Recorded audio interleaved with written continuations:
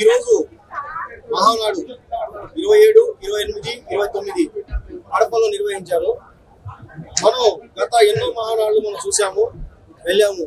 కానీ ఈ రోజు కడపలో నిర్వహించిన ఈ మహానాడు ఏదైతే ఉందో ఇక్కడ అతి అద్భుతంగా తీర్చిదిద్ది ఇక్కడ ప్రత్యేకంగా ఒక ఎగ్జిబిషన్ అనేది ఇక్కడ ఏర్పాటు చేసి ఇక్కడ ఎన్నో ఫోటోస్ తో పాటు ఫోటో గ్యాలరీతో పాటు సెల్ఫీ గ్యాలరీతో పాటు సెల్ఫీ పాయింట్స్ అనేది ఒకటి చేస్తున్నారు.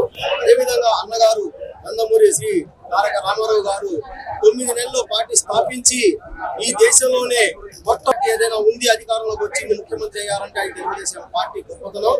అదేవిధంగా ఇక్కడ ఏదైతే గ్యాలరీ ఉందో ఆ గ్యాలరీలో మొత్తం ఫోటోలతో సహా ఆనాడు ఇప్పుడే మేము ఒక ఫోటో చూసాం. ఆనాడు ఒక పేద మహిళకి ఒక పేద కుటుంబానికి నందమూరి తారక రామారావు గారు ₹1,00,000 విరాళం ఇచ్చుకోవడం కూడా మేము ఫోటో చూసాం. ఎంత అద్భుతం! అదే ఈ రోజు ఆ ₹1,00,000 కోటి రూపాయలతో సమానం. చూసి చాలా గర్వపడుతున్నాం ఈ పార్టీలో పనిచేస్తున్నందుకు. ఇప్పుడు కొత్త తరానికి ఎవరైతే యూత్ కొత్త తరం వస్తున్నారో వాళ్ళందరూ 25 years 20 years వాళ్ళు ఇక్కడ దాదాపుగా 40 సంవత్సరాల ముందు ఉన్న ఫోటోలతో సహా ఇక్కడ గ్యాలరీలో పెట్టున్నారు.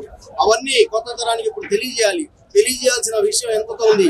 ఇప్పుడు తెలుగుదేశం పార్టీ ఎంత క్రమశిక్షణ పార్టీ అంటే ఇక్కడ ఈ ఫోటో గ్యాలరీ చూస్తేనే అర్థమైపోద్ది. ఆ విధంగా తీర్చిదిద్దుతున్నారు. చాలా ఎక్సలెంట్ గా చాలా అద్భుతంగా ఇక్కడ ఫోటో గ్యాలరీ నిర్మించారని చెప్పి ఏమండి. ఇప్పుడు మహానాడు అనేది జిల్లా వైజ్ గా పెట్టుకుంటా వచ్చారు.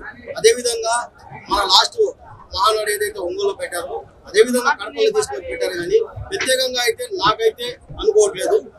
ఇక్కడ ప్రతి జిల్లాలో ఏంటంటే 2 సంవత్సరాలు ఒకసారి పెట్టడం అనేది ఆనవాయితీ పెడతాము.